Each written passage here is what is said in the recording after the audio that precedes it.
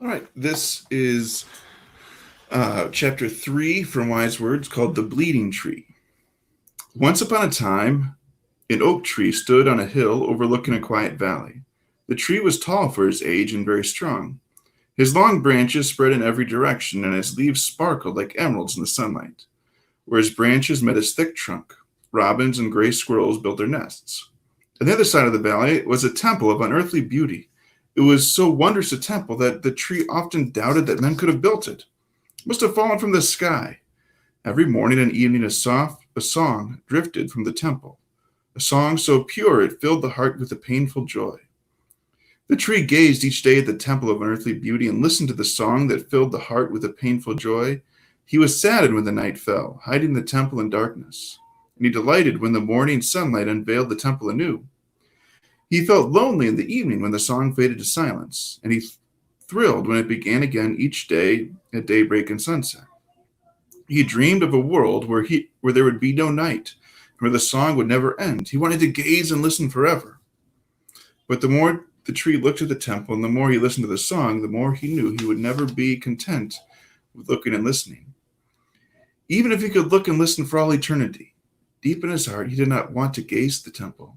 He wanted to become the temple, to surround the hushed space of the inner sanctuary where even children spoke in whispers. Deep in his heart, he did not want to listen to the song. He wanted to become the song, to spread himself over the valley with like a blanket of music softer than silence. Thinking these thoughts made the tree sadder still, for he was a tree and knew he would never be a temple of unearthly beauty or a song that filled the heart with a painful joy. His branches were too twisted, his bark too rough, the voice of the wind through his leaves too harsh and hollow. So for many years the tree stood on his hill, gazing and listening. His heart grew sadder with each passing year. In what seemed like a very short time, he was no longer a young tree, and he still wished nothing more than to become the temple of unearthly beauty and to be the song that filled the heart with a painful joy. One night the temple hill was lighted as if it were day. The orange glow flickered against the black sky, glowing brighter and then nearly disappearing. Through the cool night air, the tree heard a distant voice cry, "Fire!" And when the sun rose the next morning, the valley was utterly still.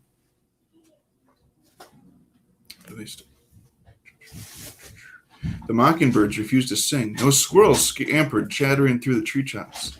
Worst of all, where the temple had been, there was only a smoking black ruin. Men circled the ruins with their hands thrust deep in their pockets, their heads bowed. Women sat on the grass with their faces in their hands. The tree was sickened to see what happened to the temple. Knowing he could no longer gaze at the temple or listen to its song, he felt more empty and alone than ever. For several days, the men circled the ruins and the women sat on the grass. Then one day, the men stopped circling to huddle together, and the women drew their faces from their hands and looked up.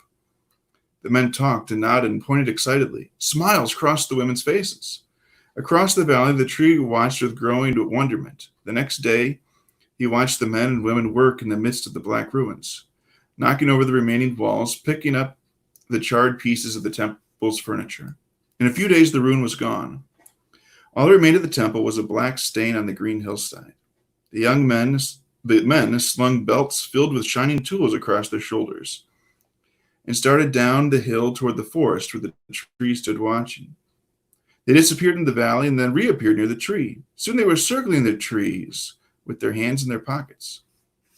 The tree was startled by a shout that came somewhere near his trunk. "Oh, this one looks ready," a man cried to his friends. In a moment, the tree was surrounded, and the men were running their hands up and down his bark. It tickled, but the tree was afraid to laugh. The men talked and nodded. Then all but one ran back into the forest. The remaining men took a stick with a bright metal head from his belt, stamped his feet, and twisted his back away from the tree, and then swung the stick. The blow shook the tree from its topmost branches down to its roots. In shock and surprise, he cried out, but no one seemed to hear. He felt a stinging pain low in his trunk as the shining tool made another gaping wound, and another. Strips of bark peeled away like the skin of an apple. The tree felt sap flowing from his wound. "Look at this," the man cried. "The sap looks red, like blood." Never seen anything like this before. It's a bleeding tree. The other men came closer and circled the tree with their hands in their pockets and nodded, and then scampered back to their hiding places in the forest.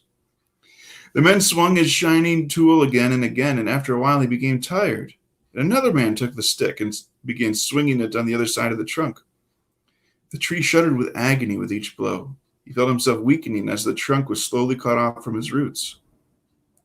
All the men took turns striking the tree with the shining tool, and finally the tree could no longer stand and began to sway.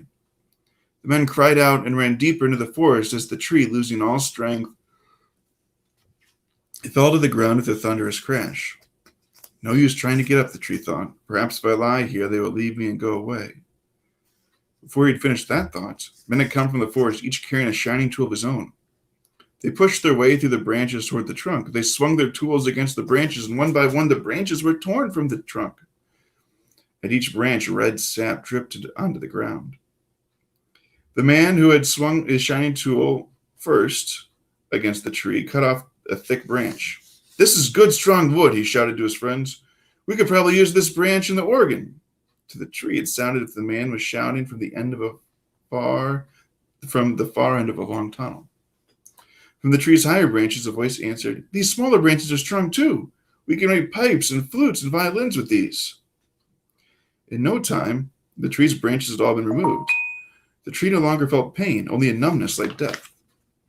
Perhaps they only wanted the branches, he thought. Now they will leave me alone and let me die in peace. No sooner had he finished that thought when he felt strong hands tying the ropes to his trunk. It seemed to be happening to someone else, the tree thought. His mind drifted into a kind of sleep. He was jerked awake as the men bowed their backs to pull his branches and trunk down into the valley. They pulled again and again, and finally the tree felt himself rolling down the hill, faster and faster. The men scattered in all directions, picked up their tools, and came running to catch up. At the bottom of the hill, the tree came to a rest. Still dizzy from rolling, he heard the pounding of his feet as the men bounded down the hill after him. Then he took hold of the ropes and pulled him toward a long house without walls that stood beside the river that flowed through the valley.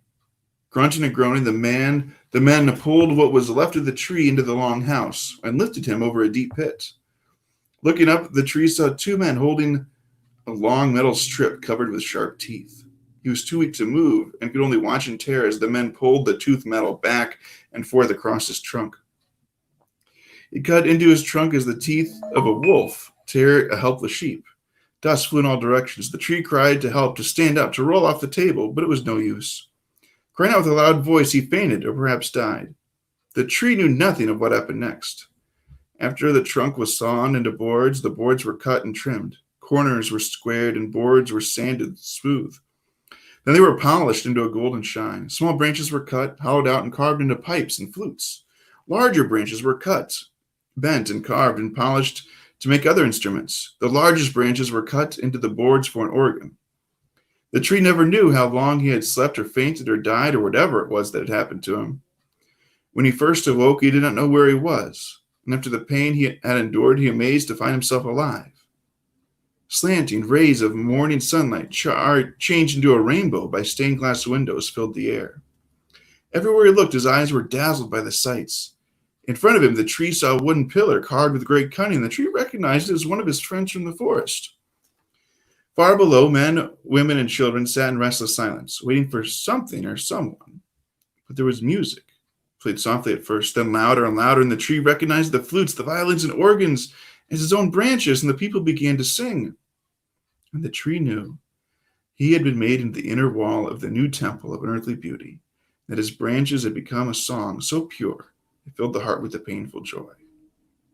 Moral: My son, do not reject the discipline of the Lord, or loathe his reproof. For whom the Lord loves, he reproves, even as a father, the son in whom he delights. Proverbs 3:11 and 12. So the tree feared something bad was happening to him, but instead he was being made into his dream. Right? So when bad things happen, you can think God's still working on me and us. All right. Hope you enjoyed the story. We'll have another one tomorrow.